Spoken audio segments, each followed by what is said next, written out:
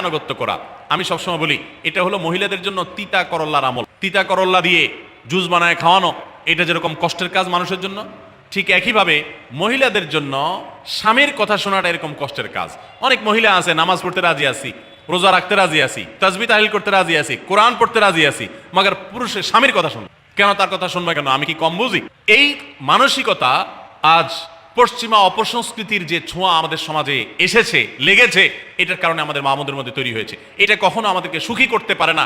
একটা ছোট মুদি দোকানেও একজনকে দায়িত্বশীল মানতে হয়, একজন মালিক হয়, আরেকজন অধীনস্থ হয়, একজন ম্যানেজার হয়, আরেকজন তার কর্মী হয়। এতটুক চেইন অফ কমান্ড যদি ঠিক না থাকে, তাহলে একটা ছোট দোকানও সুশৃঙ্খল ভাবে চলতে পারে না, সেটাও বিশৃঙ্খল হয়ে যাবে। তাহলে একটা সংসার, একটা পরিবারে একজনকে মুরব্বী না মানলে কিভাবে সেটা চলতে পারে? অবশ্যই একজন নারী তার স্বামীকে অভিভাবক মানবেন, মুরব্বী মানবেন, তাকে মেনে চলবেন। শুধু ইসলামই বলে নাই, পশ্চিমা দুনিয়ার মানুষরাও স্বীকার করে। সাবেক মার্কিন প্রেসিডেন্ট বারাক ওবামার একটা আত্মজীবনীমূলক লেখা ধারাবাহিকভাবে বাংলাদেশে একটি জাতীয় গণমাধ্যমে প্রকাশ হয়েছে অনেক বছর আগে, আমি পড়েছি।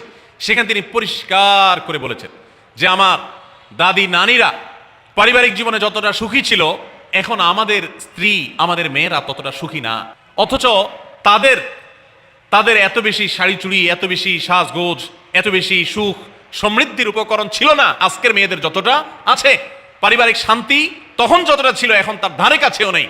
এর অন্যতম কারণ হলো এটি যে আমরা পশ্চিমা অপসংস্কৃতির ছোঁয়ায় পড়ে শয়তান আমাদেরকে অতিরিক্ত স্বাধীনতার নাম দিয়া আমাদেরকে বলগাহীন স্বাধীনতার পথে নিয়ে গেছে, যেটা আমাদের ধ্বংস ডেকে এনেছে।